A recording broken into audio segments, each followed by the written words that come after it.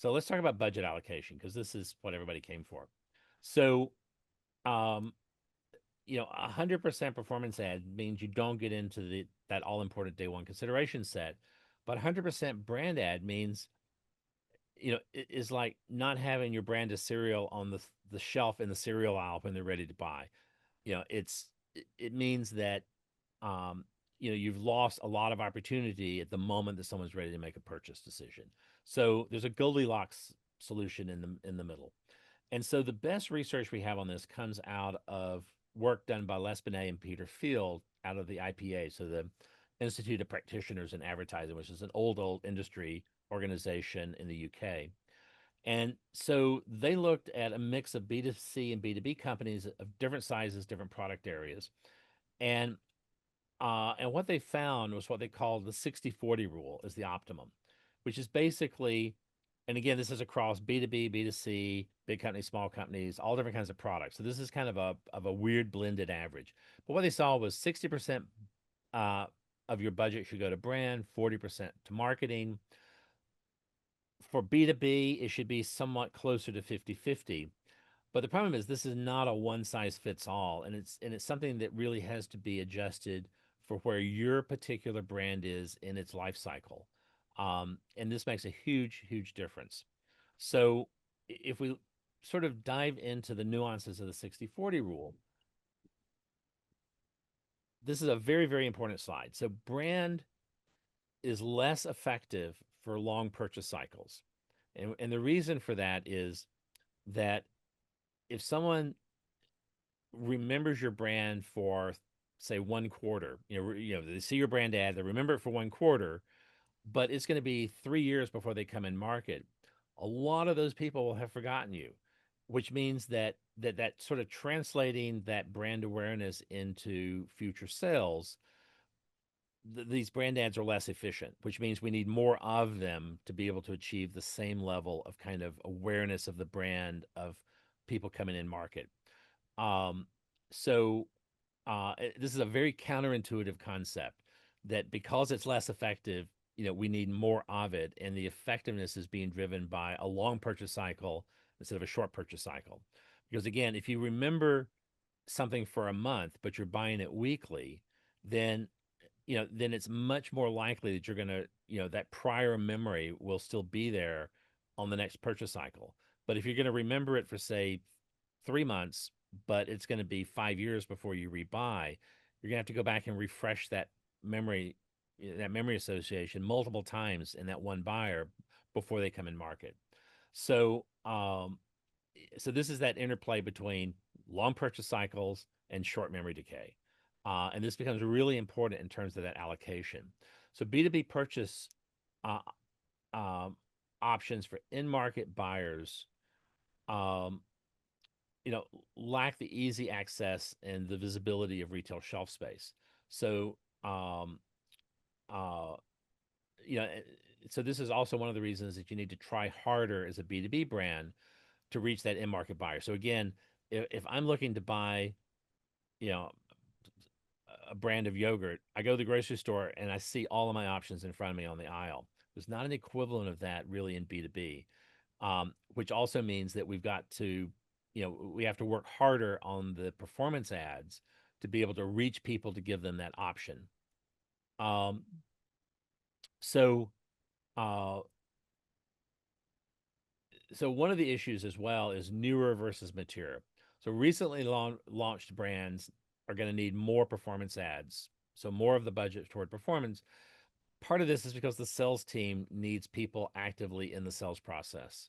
Um, and and the other thing is that mature ads, um, mature brands, have had a longer time to refresh memory, and those memories require fewer ad exposures to be able to refresh.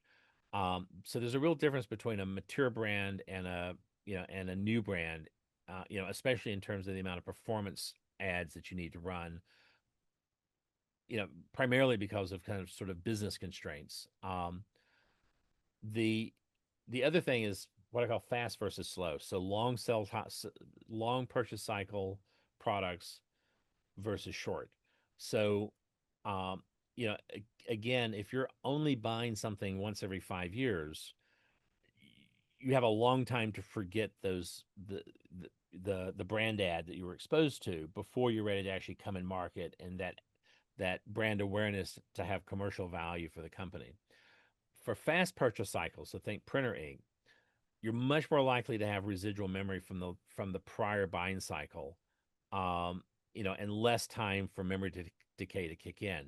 So, so generally, if you have a slow product, meaning long purchase cycle, you're going to need more higher percentage of brand investment versus performance.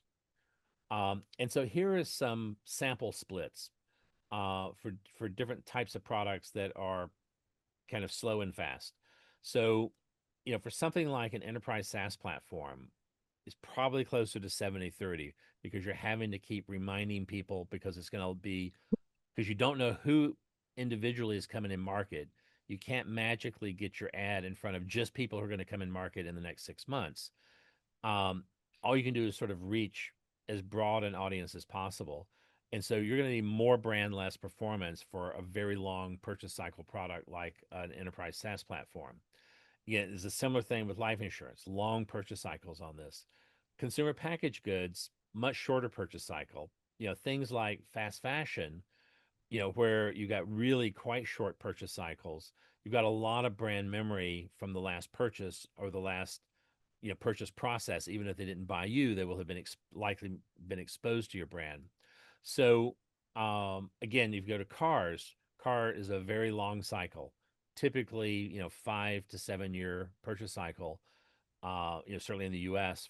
for purchasing a new car, and you see this with the big car companies. They spend an enormous amount of money on brand ads for TV, trying to reach a broad audience, um, because they know they have to keep reaching them over and over again because it's going to be so long before they buy that they have to keep reminding them. Mhm. Um, so, what's right for you? And this is the important part: is that the reality is there's no simple one size fits all answer. So you'll hear people talk about the 60-40 rule. It's a vague number. I mean that is kind of a, a a mixture of a lot of very different sorts of brands and companies. Um, it is not going to match you. So you got to think through: am I a new brand? Am I an incumbent brand that's been there for a long time? Am I a fast brand, a slow brand?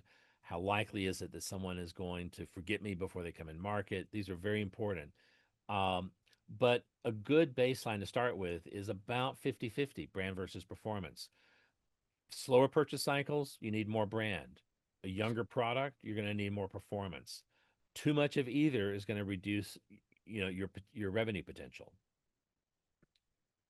Um, some of this we've already covered before, so we don't have to go through this. But it's just a couple of slides. So a few rules for kind of integrating the brand and the performance together because they really have to go hand in hand. Is you need integrated creative. So there really needs to be a single agency handling creative development for both brand and performance. You cannot farm this out to different agencies and hope for it to work well. Because again, that performance ad needs to show you the things that they already showed you previously in the brand ad so that it can trigger those memories by representing the same stimulus to you. Um, the other thing is consistency. So the look of the performance ad should be immediately recognizable for anyone who's seen the brand ad. So, and again, this is very, very important, and it's why bad brand ads can wipe out your investment. I'm sorry, bad performance ads can wipe out your investment in brand marketing. Um, the other thing is stability. If we're constantly refreshing the creative, we it tends to wipe a lot of the usefulness of the prior brand memories because what we want to do is to show them something that's visually or if we're using like bumpers or stingers or jingles, something that's is auditorially very close to what they were previously exposed to, because the closer we get to the original stimulus, the more likely we are to trigger the memory. um, the other issue is that and you see a lot of companies, especially in B2C, this is a bad problem where they do what they call pulsing. They'll have a big brand campaign that runs for 3 months, and then they won't spend any money for the next year, for the rest of the year. Um, and the problem is that brand ads really need to be always on because we don't get to control who sees it. We put it out into the world. Um, we don't know whether, of all the people who happen to randomly see it, even if it's perfectly targeted, we have no idea which of those are going to be buying next week, next month, next year, 5 years from now. So, um, so we need to constantly be out there refreshing those memories, and especially for long purchase cycle um, products, like B2B enterprise CRM or SaaS products, where you have a multi-year time lag between purchases, you really need to be always on. And then the other thing is reach. Broad reach for brand ads, because every buyer you missed is a buyer who doesn't know you exist. And, you know, no company has the ability, has enough cash to reach everyone in their ICP, but you want to take the cash you've got and spend it preferentially for reach versus frequency.